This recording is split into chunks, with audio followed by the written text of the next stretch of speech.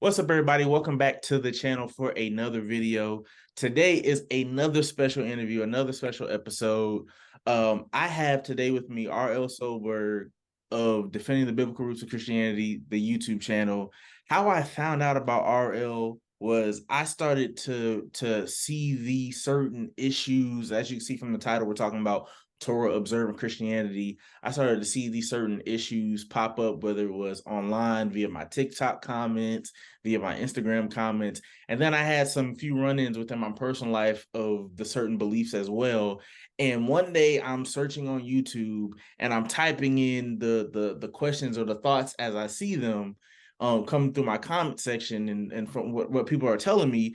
And Rob's YouTube channel pops up, and it's like an answered prayer. And I immediately let me go to his YouTube, let me go to his Instagram, DM him, thank him. I bought a book. He has a book called, and we're going to talk about it, called Torahism. It's called Are Christians Required to Keep the Law of Moses? It's a good read for you guys. I've been reading it for a good minute, studying up on that subject. So without further ado, I want to introduce Rob. Thank you for joining me today. Yeah, thanks for having me on, Drew. Of Appreciate it. I'm course, of glad you reached course. out to me. Of course, of course. Thank you for coming on here. So if you could kind of put into some words, give a little bit of background about yourself and your testimony. Yeah, okay, sure. I live in Nashville with my wife of 31 years now. So I've got two daughters out making their mark in the world. So I'm a professor and an author, and that's kind of what started it, predating, of course, the YouTube world that I'm in right now.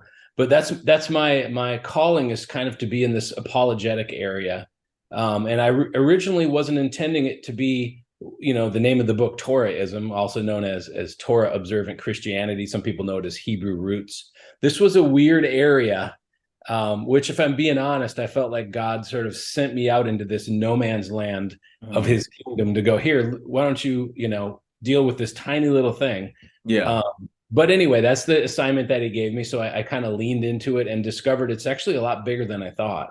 And so that's kind of been the impetus for the last, probably 4 or 5 years of my work has been really leaning into that, really studying deeper on the Old Testament, the Tanakh, they call it in Hebrew, and trying to really not only address the Hebrew roots problems, but try to figure out what's the real story there. What are they missing? And I just fell in love with the Old Testament when I started doing that. It's something I had kind of a little bit neglected, I suppose, over my life, because you know, as you're a follower of Jesus, you focus on the Gospels and the New Testament. So, but it's just this enriched so much my theology and my understanding of God, and just my amazement at how He does things. So that's kind of where I am right now. I've got a couple books out. I'm working on two more. I just actually got so one of the things I do on my channel, it's not just apologetics. Right. I also do Bible studies, although they're sort of apologetic Bible studies. But Yeah. So I did a series on Galatians that I'm turning into a book now, and then we're in the middle of one on Hebrews, which is, man, that book's good. Yeah, I saw the announcement about the Galatians. So congratulations about that. Oh, thanks. Yeah, I'm excited for that one. Yeah. So yeah, that's where I am. So how did you get into, you said kind of just threw you out into no man's land. It really is, because I think Rob's kind of the authority on the subject, because he's really the only piece of content. His content is really the only content out there that really talks about it in depth in a way that I'm able to understand. But how did you kind of find yourself into learning about Torah Observant Christianity and find yourself in this space where you're creating a bunch of videos about it? Okay, yeah, and I think probably my experience will be like a lot of folks who've run into it. I was just going along minding my own business, and then one day, a friend of mine, so we live in Nashville, but we're from Minnesota, so old friends from Minnesota posted something on social media about Christmas being a pagan holiday, and I thought, okay, I've seen that meme a bunch of times because I've got lots of people in my feed that I don't necessarily agree with. But this guy was a Christian. This was a guy our kids, came up together and went to church together. And so I'm like, what are you talking about? Why would you say that? That's weird. So I kind of leaned in, and, the phrase I like to use is I like walked through the back of the wardrobe into this crazy land that I was not at all aware of. I maybe had slightly peripherally heard the phrase Hebrew roots movement, but I didn't know what it meant. Right. And so when I leaned into that with my buddy, he started coming back at me with all this stuff.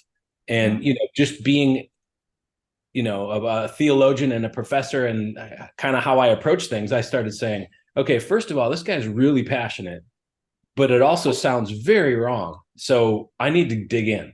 So it really got my curiosity up. So I started digging in, and what it ended up happening is I started really researching some of his major claims. I think maybe to a higher degree than he expected, more than I expected. You start chasing it down. So as I posted responses, trying to lay out a biblical case and ask for clarifications, I can kind of learn what he's thinking. All these people started contacting me behind the scenes. And it was his siblings and his neighbors and saying, "Oh, thank you so much.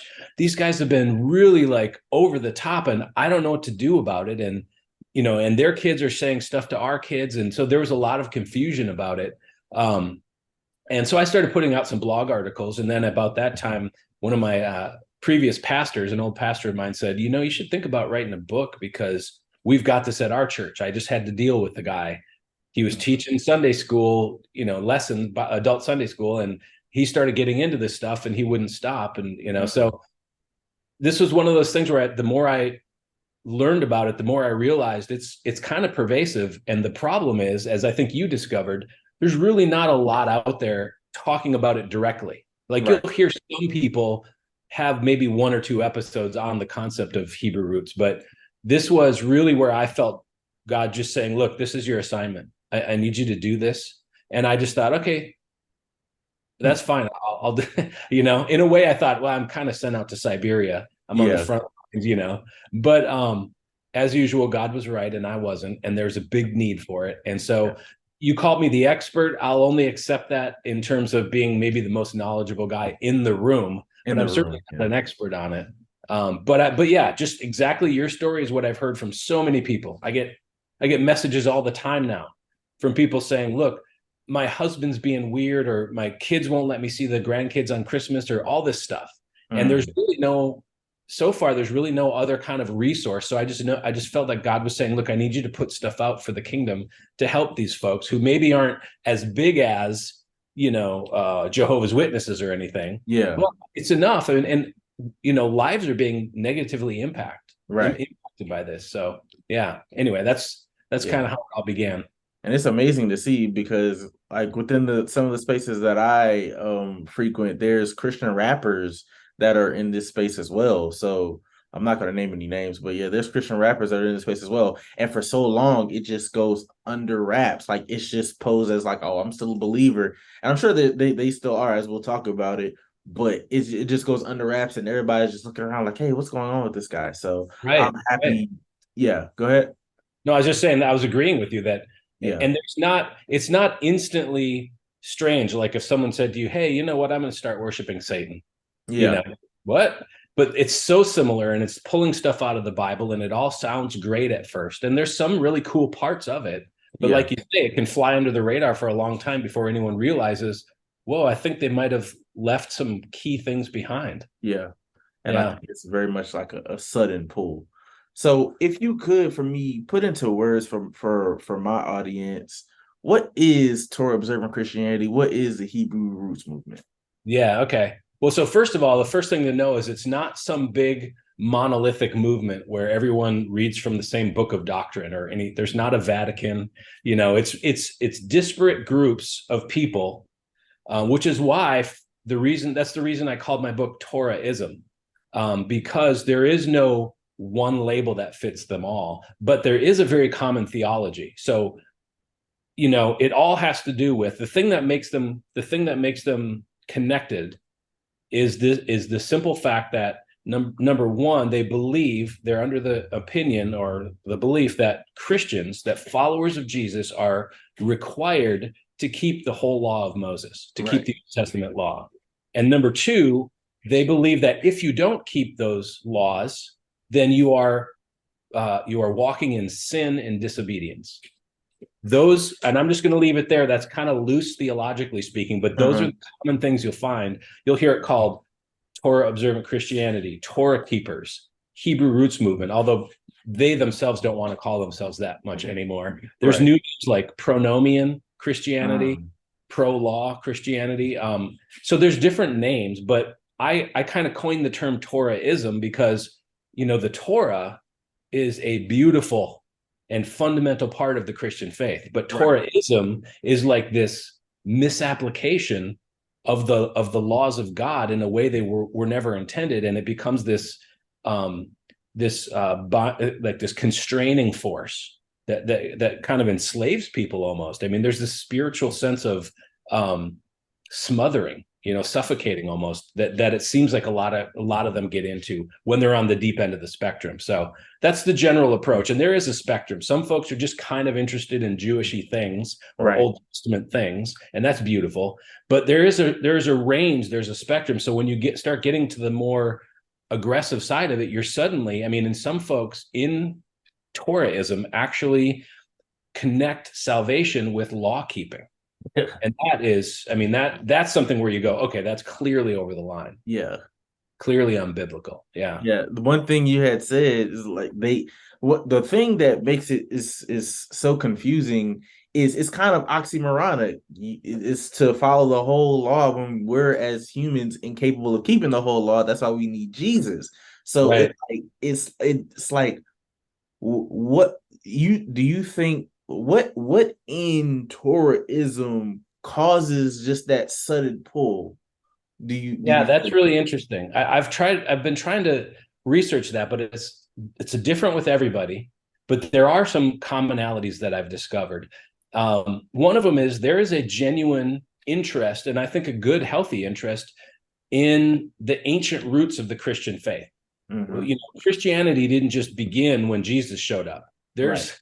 centuries of God working and all these things in the background, so to speak, of the Christian perspective. So Right. some not all, some modern churches tend to de-emphasize or not really pay attention to the Old Testament, to the true biblical roots of Christianity. And so I think part of this movement is a response to that. They're kind of going, well, look, this feels really light. It's not weighty, it's not ancient, it's not sacred. It's this kind of, and again, not every Christian church, but we all know those churches that kind of do like, self-help sermons, Mhm. and, Right. kind of thing. So I think part of it is a general desire for the heaviness and the depth of the Christian faith, what came before and what set it up and why did Jesus come and all that. Beautiful. That's all beautiful. And I think what happens is once you get into it, and I've been through the same thing myself. The next step is sort of, okay, this is really interesting, but now I want to really dig in. And so I'm going to read more of my Old Testament. I'm going Right. to read books like Jesus through a Middle Eastern lens, right? Right. You start looking at these books and you realize, oh, there's this level of meaning I kind of miss as a modern Western guy Right. from the ancient Eastern context. Again, this is all in happiness area, and this is all good stuff. Right. Where this kind of spectrum starts to turn dark and scary is when you start to think, well, wait a second, I wonder if I should be doing all that.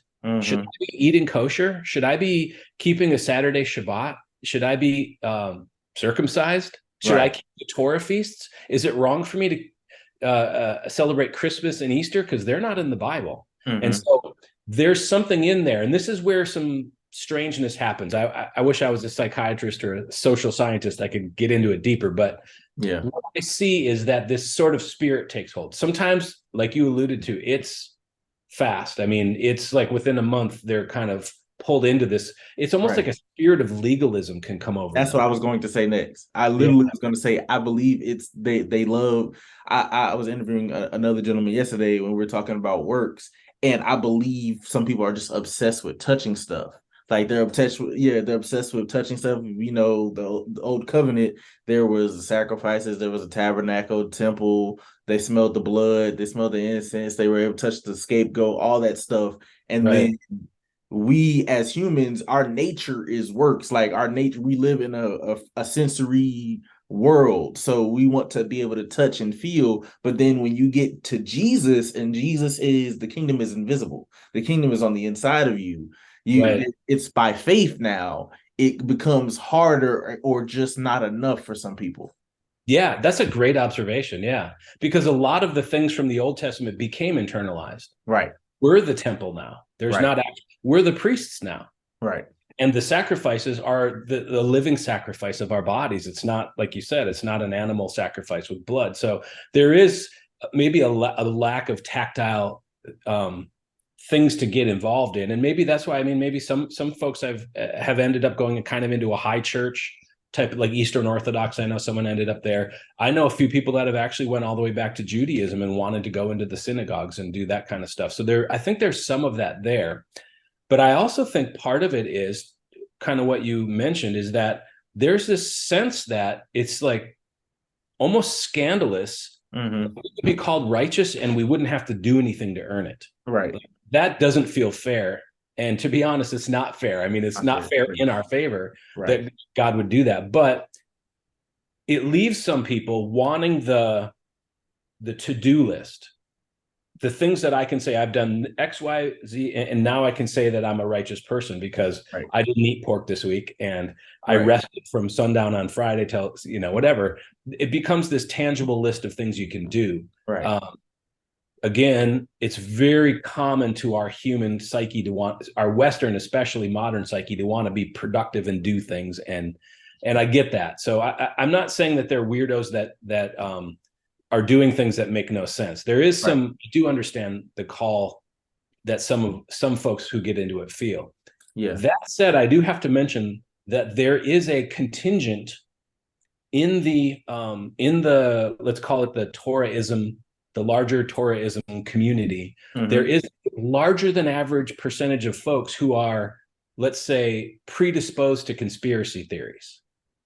And I've seen it I've been interviewed on channels. I've heard people talk about, I mean, I'm talking things like flat earth kind of get smuggled into this, and not everybody. There are some very nice, kind, reasonable practitioners of Torahism, let's say, or Torah Observant Christians. But there is a disproportionate amount of people who believe in or are very inspired and amazed by conspiracy theories and love it. And so they get to these theories that say, why don't Christians do these things anymore? Why don't we eat kosher and all that? And they come up with these conspiracy theories in history about the Catholic Church did this, or Constantine cut this off, or you know what I mean? So, and then they, from there, just on the fringes of those kinds of conspiracy theories, a lot of this Torah observance kind of has grown.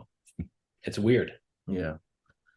One thing I was thinking about when we were just talking. So when it comes, one thing I always find hard to believe or hard to understand, and maybe you could put some words to this, when we see Galatians and we see certain scriptures in Galatians that are blatant. We see certain scriptures in Hebrews that are blatant, that there's a new covenant, right? That the letter kills, but the spirit gives life. We see all these different scriptures.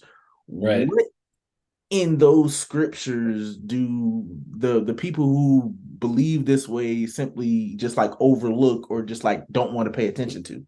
Yeah. Well, okay. So there's a couple things there. There is a handful of proof texts that folks who are theologically inclined and are really trying to defend their Torah observance will get into, and they'll take these as their kind of Rosetta Stone, like Matthew 5:17-20, right? I've not come to abolish the law, but to fulfill it, that whole section. Right. They'll take that and say, this is my proof text. This is the text through which I'm going to interpret everything else. And then they I'm trying to simplify this or we'll be talking for 4 hours. I love it. Okay. So they try to, they take in what I believe is an incorrect interpretation of that passage. And then because they believe that nothing, not an iota or dot of the law will pass away until heaven and earth pass away. If they take that as their starting position, their starting presupposition, now they read Galatians and they go, oh, That's weird. I need to figure out a way that I can reconcile, because let's face it, that passage in Matthew 5 is 4 verses out of 31,000 verses in the whole Bible. Yeah. And so, anytime you're getting into hermeneutics and exegesis, you need to make sure that you're harmonizing all of Scripture, right? And so what happens is their harmonization of other things like Galatians becomes very weird and, I'll say, unorthodox. Like, for example, one common thing I'll hear about Galatians, that's not all the things Paul says in that book, they'll say, is not about right now. It's about the olam haba, the world to come. Wow. And they'll say the same thing about Hebrews. They'll say, all that talk about the priesthood, that's not for now, that's for later. And even some of them have to end up kind of painting themselves into a corner where they're saying, well, the new covenant hasn't started yet. We're not under the new covenant. And you say, well, didn't Jesus tell us it's in his blood in Luke 22:20? And so you get to these kind of weird things where the tension either has to force someone to go, okay, I need to rethink what I'm doing, or too often, sadly, far too often, it causes them to double down and come up with things like in Galatians, we did a whole series on it, and it's such an amazing book. It so directly speaks to, like, Paul's talking to Judaizers in exactly the same arguments and framework that work with modern day Torahism. Right. So you'll see things like in Galatians 3 when he talks about, the law was our guardian until Christ came. Right. Now that Christ has come, we're no longer under a guardian. How do you get around that? And the way they get around it is some theological gymnastics that are really don't end up solving the immediate problem, and they almost always create downstream problems. If you take that way, well, then now what are we going to do over here with Hebrews 7 or whatever? Right. So yeah, it's very tricky, and I think that's why there's not a lot of folks doing the work that I'm doing in this area, because when you get into it theologically, it's these very tightly packed knots that you have to just slowly work and unwind. And so when I sat down, it's almost like, as an analogy, right? So when if you're driving down the street and you think your car's pretty fast, and the guy next to you thinks his car's fast, and you're revving engines like you want to go, right? You can street drag race, but really you're not saying which car's faster. You're saying which driver's willing to go 100 miles an hour, right, before the other guy chickens out. So I'm the guy in theology that was just willing to go and spend weeks unpacking a Gordian knot about theology, and not crash out. And I just didn't get sick of it. And other people are like, "Oh, this is not." No. And honestly, if I'm being honest, I've had my moments where I thought, this is ridiculous. But because when I have to go and break down teachings, like I just did I've done a couple this year, really big detailed breakdowns of Hebrew roots teachers. Right. I've seen them. Yeah. Jim Staley, I did, Monty Judah. And so when you do that, at least for me, I have to set the standard really high for myself. I feel like I always think of James 3 and the higher level that God holds teachers to. So I'll sit down, I will watch their video, their hour-long, 2-hour, Jim Staley's was 3 hours long. I'll watch it carefully. I'll make an outline. I'll do all this work, then go back through and figure out kind of where I want to approach it. And I mean, it's very detailed. So anyway, the point is that there's a lot of work to be done to unpack what you're asking about on Galatians or whatever it might be. The different ways they'll approach it it can vary by teacher, but the thing that I want to do when I bring something to it is to say, look, you guys may all think these different things about this passage. Let's look at the context. Let's look at the Greek language. Really dive it in at a scholarly level and say, can it possibly support your interpretation? Right. And sometimes they're right and they have a point, and I like to admit that when they've got a point. But very often, there are some, I would say there's like a dozen or 15 very commonly repeated theological falsities, we'll call them, that I'm constantly dealing with in some fashion or another. And I commend you for sitting. You said an hour to 3 hour long teachings. I commend you because the only way is and see, that's why I'm trying to get better and get into this apologetic, the more theological space where when it comes to defending the faith and being able to put out information for the viewers.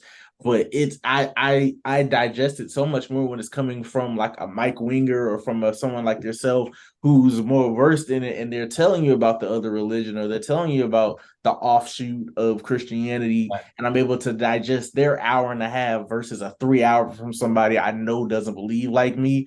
I commend you for being able to do that.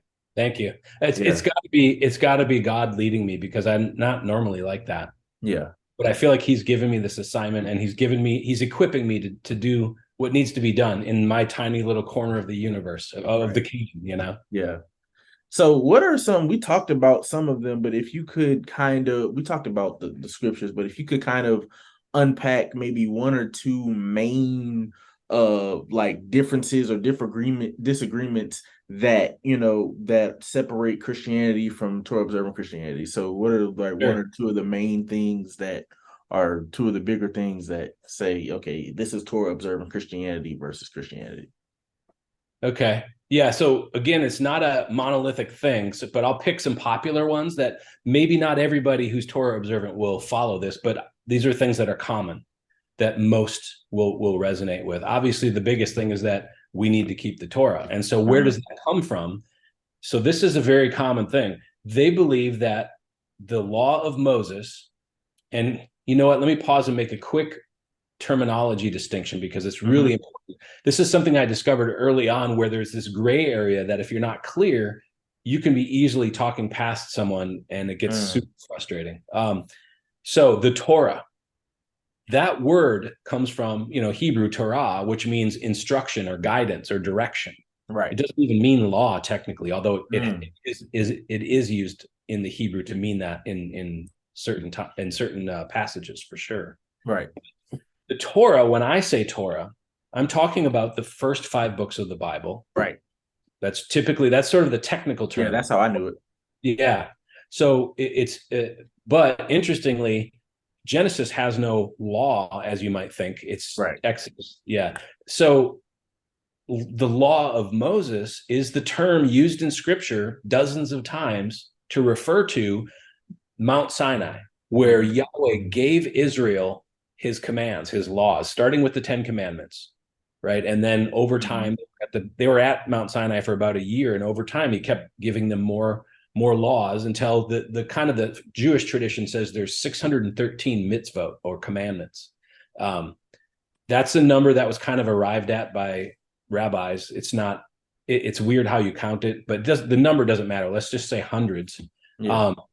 So they believe that when Yahweh gave that law to Israel, it also was intended for Gentiles. And so today, when we are grafted in, as Paul says in Romans 11, right, or adopted into the Israel of God, as Paul calls it in Galatians 6, that we are now beholden as Gentiles. I'm a Gentile, I'm not Jewish. So as a Gentile, we're now under that same law that the Jews have been under since Mount Sinai. So that's one of the big theological mistakes they make. Yeah. And so when we get into it, when we want to talk about how do we unpack that, were Gentiles ever expected to keep the law of Moses? How do we?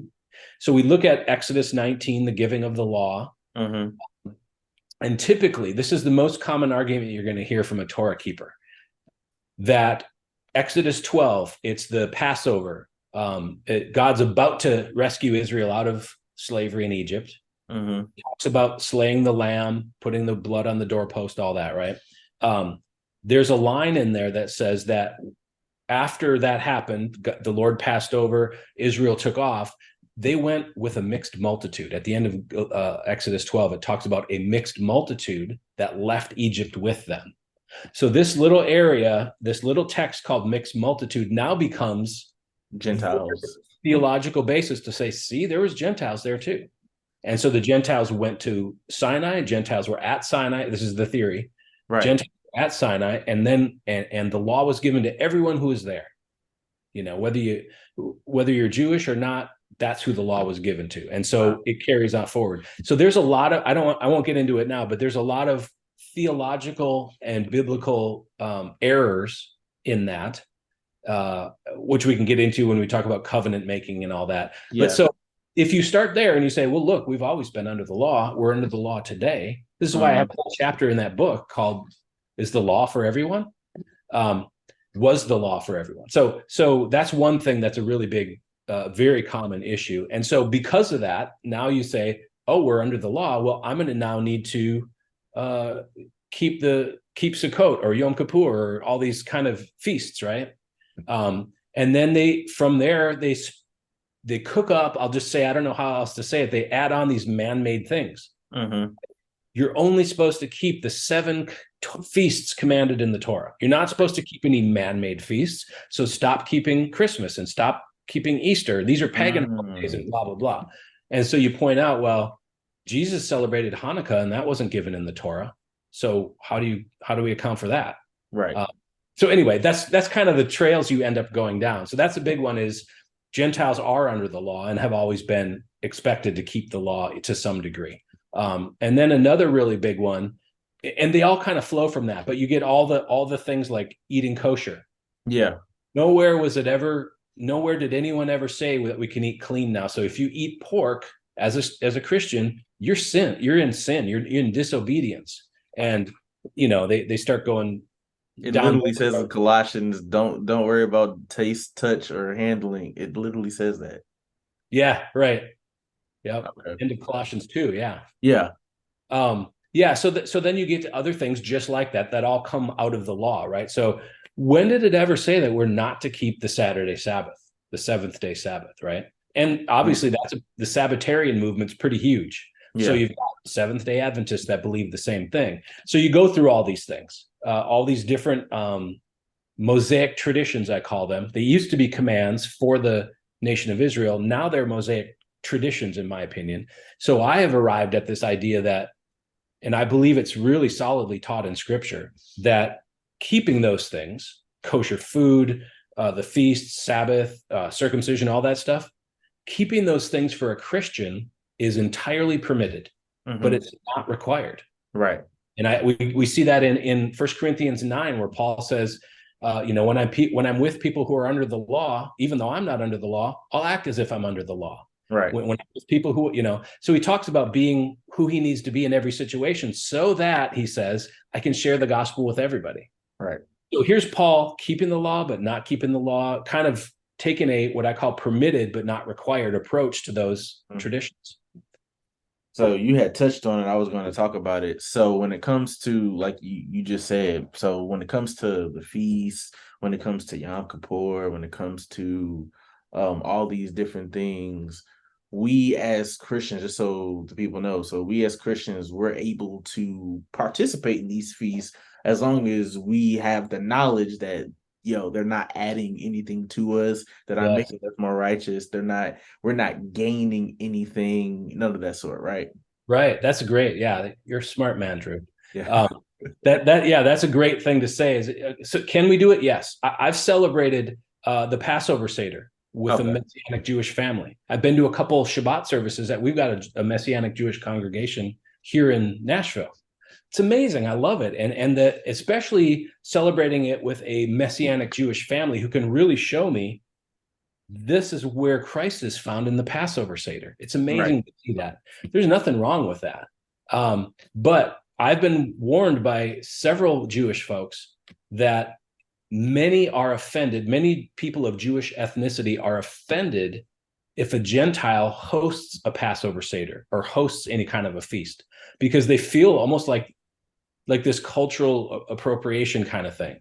The Gentiles should be welcome, but that is a feast of the people of the covenant given to, anyway, so you can get into all that stuff. But you touched on it. But I want to get this thought correct, because so within the keeping of the law and the following of the law, the Bible talks about, and correct me if I'm wrong, I want to say it's in Galatians 3, but you have to follow the whole law, correct? correct? It says, yeah, if you're going to follow the whole law, you can't just take one out of the bunch. You have to follow the whole law, correct? Right? Yeah, he's talking about that in Galatians 5. He talks about if you want to be circumcised, then you're required to keep the whole law. Right. So when Yeah. it comes to the individuals that are trying to keep the Torah and they're keeping the law, but Galatians literally says you try, and if you stumble in one, you mess up, and you stumble in one, you mess up in them all, and Right. you bring a curse upon yourselves. Do you believe that the individuals that are trying to keep the Torah and balance it with their Christianity are somehow or could somehow be bringing themselves under a curse? Depends on where they are on that spectrum. Okay. I think it's all about heart motivation. Okay. For those who are authentically saying, look, I feel so close to God when I take a Shabbat with my family. Sundown, or when I eat kosher, or these are things I feel the Spirit leading me into as a way of living. And this, I feel close to God. I feel really like dialed in. That's beautiful. There's nothing wrong with that. Most people, I don't want to say everyone, but almost everyone that I've talked to or I'm aware of or heard their story, we've, engaged, they don't stay there for long. They either realize this isn't for me. I loved it for a season and now I'm a Gentile and I'm going to, still, I have a deeper appreciation and I'm going to, not have that be part of my normal daily walk. Or sadly, more often they get pulled deeper in. Okay. And now they're not saying this is me getting closer to God. Now it becomes, and it's very sinister. It's very insidious. This now becomes me performing for God, or right, worse, this is me performing for people around me. And that's where I was trying to get in on, yeah. That's why I was trying to get on, are they leading themselves into a curse? Because if we're under we're under the new covenant and we have Jesus, and then we read scriptures that say, if you're going to keep one, you can't just keep one, you got to keep them all. And then we have individuals trying to keep some laws. Do you find that the individuals are not necessarily trying to keep all 613? They're just trying to participate in the feast and feel some sort of comfort or being able, like we talked earlier about touching things? Do you feel like it's more so common with people just wanting to participate in the feast and things of that nature? Or do you see more people kind of like trying to follow the whole 613? I see people saying that they're keeping the whole law, but none of them do. Right. And just to be honest, there is no such thing as Torah observant today. Truly Torah observant, not even Jewish people, because there's no temple, there's no priesthood. At least 40% of the law is based on the temple, the sacrifices, the offerings, the priesthood, and all of that. So yes, they've found, when the temple was destroyed in AD 70, Judaism had to figure out, what do we do? They were scattered. The nation was scattered. The Jerusalem was gone. The temple was gone. So what do we do? And the rabbinic leadership over a period of centuries changed things. And they found out ways that they can kind of live, they can do their Yom Kippur sacrifices in a different way. They're not actually, killing a bull and a goat and sprinkling the blood and all that. So you could say, we found a different way. We're doing the best we can. That's good. Without those things. Okay, fair enough. But it's still not the standard. It's still not the whole thing. So that's what reason why I'm like, oh man, that's good. It's revelation, because even in them trying to keep the whole law, they're still not, they're 40%. They're not able to, because like there's no temple, there's no tabernacle, there's none of that. So even in them trying to keep the whole law, they're unable to. So that's That's and the big problem with that, the thing that really breaks my heart, is that when they're trying to do that, when folks get into that area of really trying to perform, and again, not everybody in this movement is divisive and argumentative and all that, but many are. And when they're getting into that area, there's a couple things that are really sad about it. Number one, I think the most devastating aspect of this whole movement is the way it takes your focus off of Jesus and moves it towards Moses and works, and the law and all that. So that is a very subtle thing that happens. But what the outworkings that you start to see, you've got Torah observant Christians who don't go out and share the gospel Mm-hmm. They're not the feet and hands of Jesus out in the world. They're not sharing the gospel to people who are lost and don't know him. They're not going into prisons. They're not doing all this stuff. What they're doing is sharing their, whatever you want to call it, their lowercase g gospel with other people who already believe in Jesus. Their mission field is Christians. So when they're out there evangelizing, they're evangelizing Moses to a believer in Jesus. And that's really sad. And that's not how they would categorize it. Right. But it's really what's happening. They'll argue all day long about these things about keeping the law. And you'll say, well, what about the gospel? Well, does your assembly, they call them sometimes, does your assembly talk about Jesus very much? Like I did a video breaking down this teaching. It's ended up being 2 parts because I got into it deep, but of Monty Judah. I've been watching that. Talking about, clean and unclean, right? Right. He barely mentions Jesus in the entire presentation. I mean, and he doesn't mention it in Jesus in any depth or the gospel. It's all about how if you're going to eat pork, I can't be at the same table as you. And if Jesus showed up and you tried to serve him bacon, he wouldn't have fellowship with you. He'd turn his back on you. And this is where their focus is. And it breaks my heart because the gospel is freedom. Right. You know? Yeah. And they're putting on a legalism. So do you have any stories of being able to pull individuals out of this practice that you'd be able to share? I can share some insights. Yeah, I don't. So here's the thing, and I'm going to kind of set your viewers' expectations. If you're dealing with this, and by the way, I've got a really good video on my website called 5 Tips for Engaging with Family and Friends about Torahism. So there's some things I've learned through trial and error, mostly error, over the last 4 or 5 years about talking them out of it. How can you reason with them? So one of the big problems is most people, I'm making broad statements here, most people did not get into this belief system through a gradual process of studying the scripture and intellectually coming to the idea that this is the right thing to do because the Bible points that direction. So for that reason, taking them to the Bible and trying to reason with them theologically about why it doesn't work, that's often ineffective. Well, let me say it this way. It's often ineffective instantly. Right. So I spent the first 2 or 3 years looking for that silver bullet passage.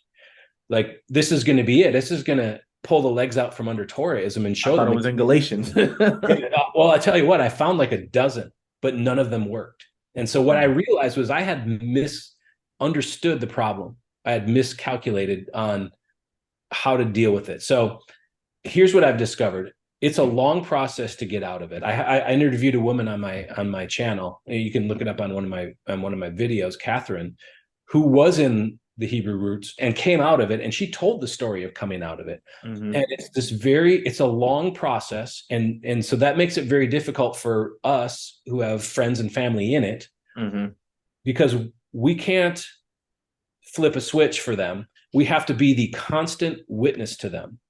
We have to hold our ground, theologically speaking, but just love them where they are. Right. That's a really big thing, is that we have to not belittle them, not disrespect them. We don't have to take what they're putting out. Right. Yeah. We don't have to. Yeah. Thank you. We don't have to take what they're putting out, or we could all, in some cases you got to agree to disagree so you can continue to be friends or continue to have a good relationship with your daughter or your whatever. But here's the good news, is that sort of drip campaign works over time. That I've seen a lot of people come out of it, and people have, if you read some of my comments on my videos, they'll say, man, I was really into like Jim Staley for quite a while, and I starting to feel like maybe he knows what's up. And then I watched your video and I began to realize some of those, unbiblical things that he teaches. So I've had a number of people say, look, your work has helped me either come out of it or avoid going into it. But there is no one that I've heard that says, you know what, because of Solberg, that's the whole reason I'm out of this thing. And I believe it's very much of a spiritual warfare issue as well. I really believe that. So praying against that spirit of deception. The woman, Catherine, who was in it, she said it was almost like a veil was over her eyes, and she would hear things and it would just go right past her. As soon as she kind of got out of it and got back into a normal Orthodox sort of Christian assembly with friends, the same verses now were hitting her that were not landing before. So there is a little bit of a deception going on. So here's my advice for anyone that wants to engage. When you're trying to engage with somebody and share scripture with them, don't set your expectations that they're going to go, oh, great point. Okay, I get it. That's not going to happen. But what you're looking for, this is what I've found as a rule of thumb, not as a fast thing, but as a generalization, you're looking for someone when they're coming at you going, what about Matthew 5? What about Galatians or whatever it might be that they're going to argue about? You come back with a reasonable response. This is what I think it means. They jump to another subject. So when you see them jumping randomly really fast from verse to verse to verse, oh yeah, what about this verse? What about Revelation, whatever? What about Isaiah 61? You know what I mean? Yeah. When they start doing that, we have to be able to just say, you know what? Okay, good. My goal always is, I use kind of Greg Kouk's line, if you're familiar with him. His book Tactics is amazing, but his idea about putting a stone in someone's shoe. You're not going to change the direction they're walking, but you're going to make their current walk a little less comfortable because you gave them a biblical truth that now didn't quite fit nicely into their theology, and now they either need to figure out how to throw it away or it might start changing them. So that's kind of the attack or the approach that I use now is to just try to keep things going forward, reasonably and respectfully and lovingly defend the biblical roots of Christianity, hence the name of my channel. But to do so in a way where I'm not trying to swing for the fences, and I don't need to win every argument. I'm not even trying to win arguments. I'm trying to win souls. You know what I mean? Right. So, and then here's the other thing. This is the other thing I would say.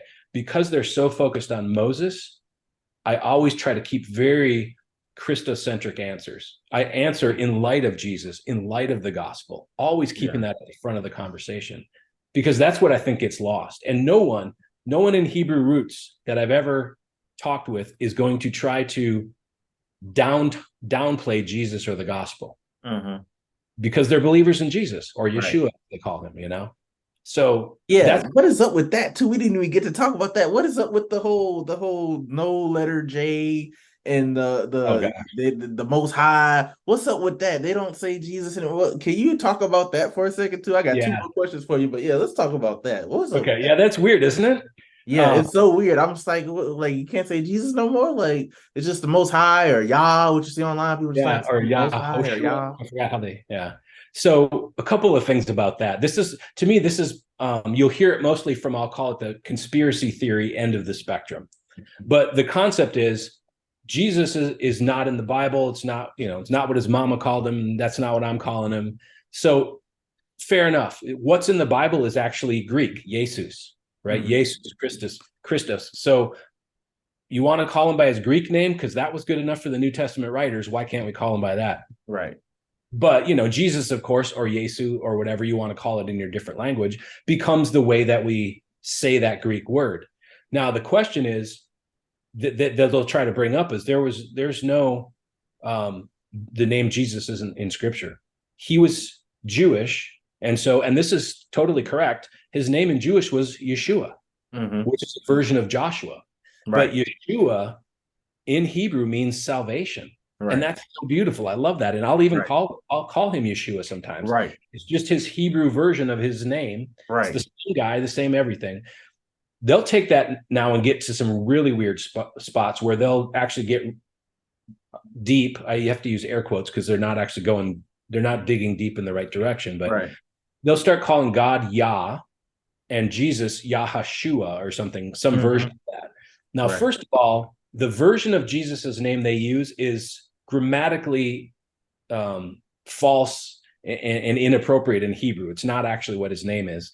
Second of all, there is nothing in Scripture that says this is the only name you can call Jesus or this is the only name you can call God.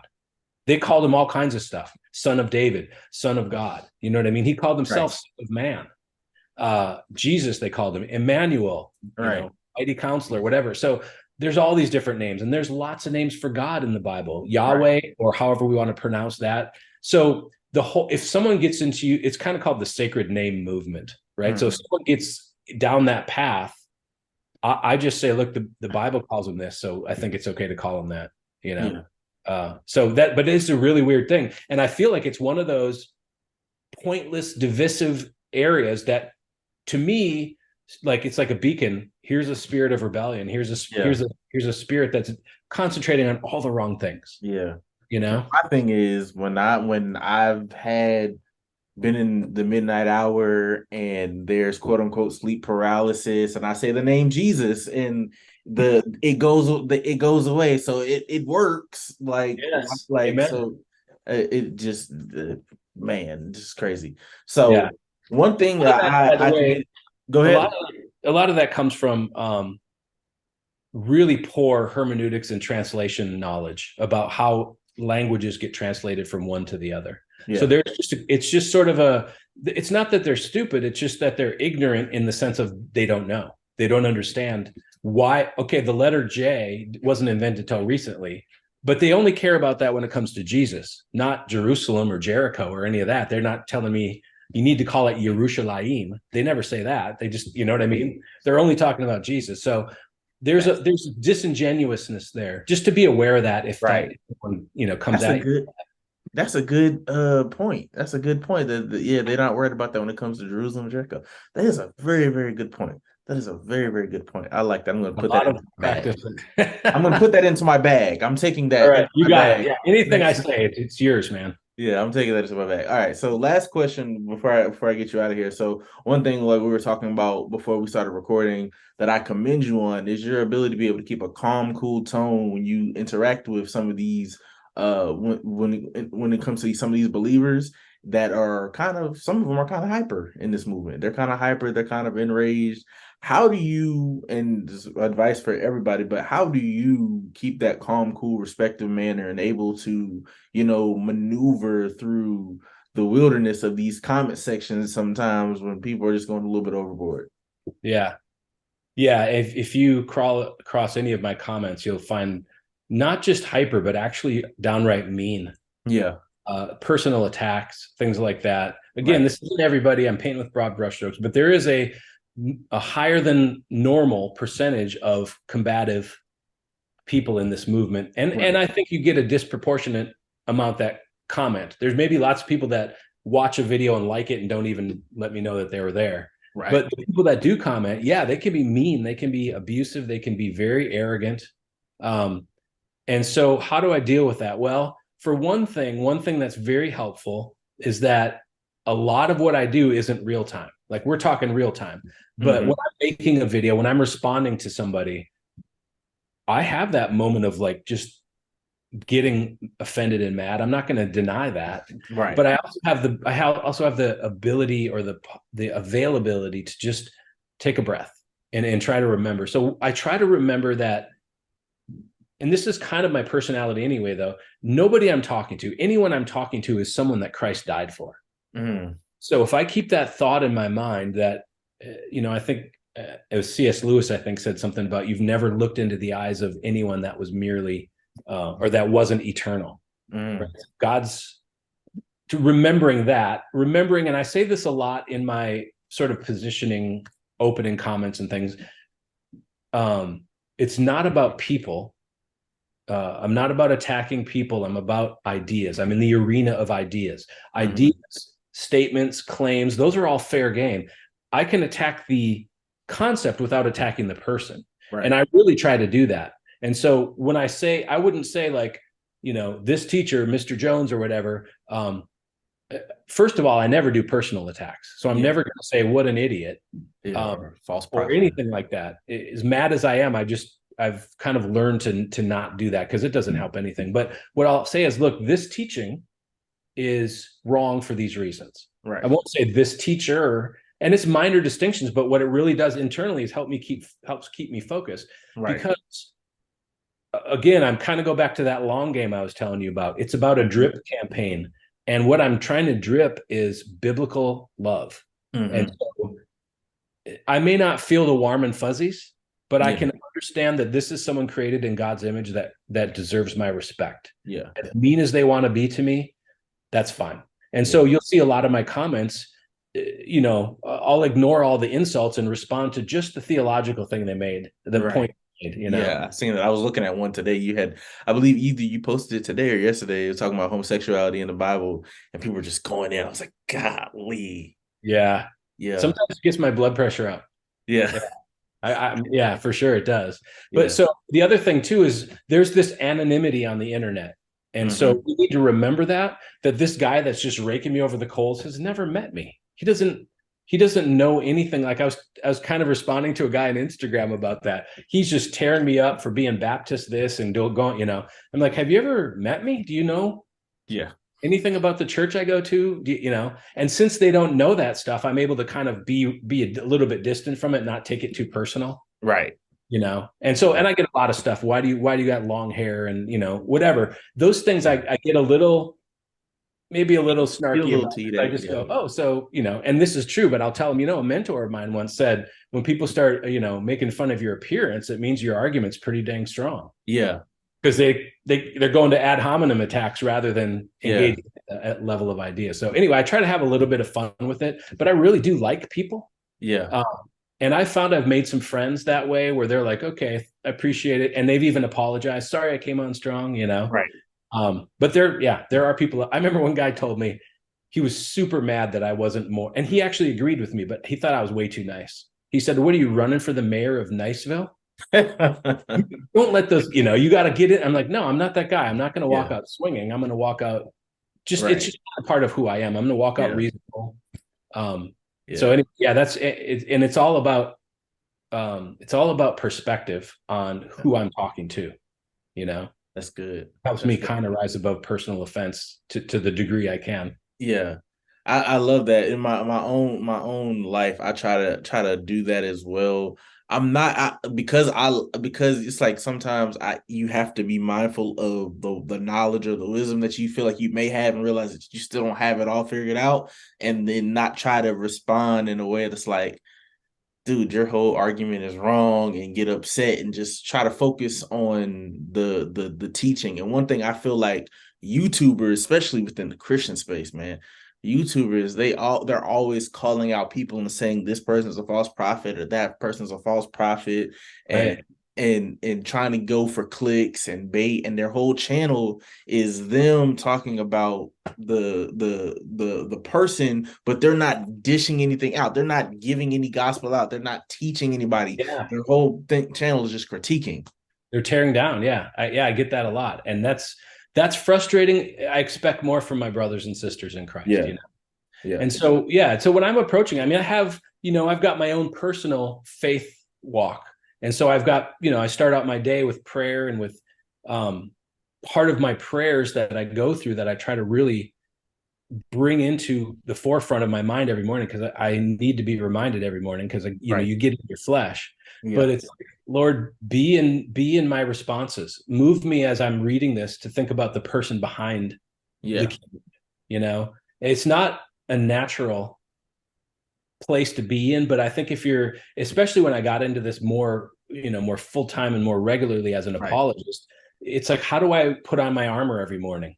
mm, And the prayer, your personal prayer life, Jesus says you go in the closet and shut the door and you right, do praying. I think that's so important, because it sets your heart in the right trajectory for the day, as much as it can. And so when you step into it with that kind of mindset, it really helps. So prayer yeah, is a huge thing for sure. And that's also, I think, the biggest response that someone can do. The biggest tool that in their toolbox is prayer, when they've got a friend or a family member that's into this stuff and they don't know what to do and they're frustrated. Continually praying for that person is huge, and treating them with love and respect, while also holding your biblical position. right. It's a tricky No, thing to do, but it's it's kind capable. of what's required of anyone that steps into this arena. Right. Well, ladies and gentlemen, Robert Solberg, R.L. Solberg, thank you for coming on the show. If you would please just tell audience where they could find you. I'm tagging you in the title of the video, so they'll be able to click on it. But social media wise, all that good stuff, where can they Good. find you and Yeah. support you? Yeah, great. Thanks for having me on, Drew. This has been awesome. I'm glad you reached out. Now I've got another friend in the apologetics world. This is awesome. Yeah, so Defending the Biblical Roots of Christianity is the YouTube title. It's also the title of my apologetics ministry. So those initials, DBROC, Defending the Biblical Roots of Christianity. So DBROC, I call it. DBROC.org is the ministry website. Okay. And then rlsolberg.com is my personal blog. Yeah. So between all those, and I'm on Instagram and Facebook and TikTok a little bit. I'm not having fun with it. I'm not a fan of it. I'm maybe too old, but I still put videos out there anyway. Yeah, nah, TikTok is where you need to be for this type of stuff. TikTok is because that's where the most I run into the jot or tittle. Like I've had guys repost my stuff and then say, not one law, Jesus had the law, like all those same scriptures. That's what the action is. So like that's where your content, your short form is definitely needed on TikTok. Well, we'll see. I mean, I got probably 24 videos up there now. Okay. I had my first video that got pulled for community guideline standards. That was one of the little clips from my longer video about homosexuality. And so out of context, they don't kind of hear my heart on it, which I really open the video with. Whatever. Yeah. So anyway, but yeah, I've got a lot of videos on there. We'll see if any of it. Yeah, look for me on there if you want. RL Soul, I think is my name on TikTok. So I'm kind of all around. And buy the book Torahism. If you have a friend or you know somebody that is dealing with this stuff, please buy this book. It's a good resource. It's marked up. You can't really see it, but it's marked up in certain areas. I'm on chapter 5. So thank you, Rob, once again for coming on the show with me. And my pleasure. Guys for watching this video. Be sure to like, subscribe, and comment. Go follow Rob. Go support Rob. And I'll see you guys on the next video. Bye.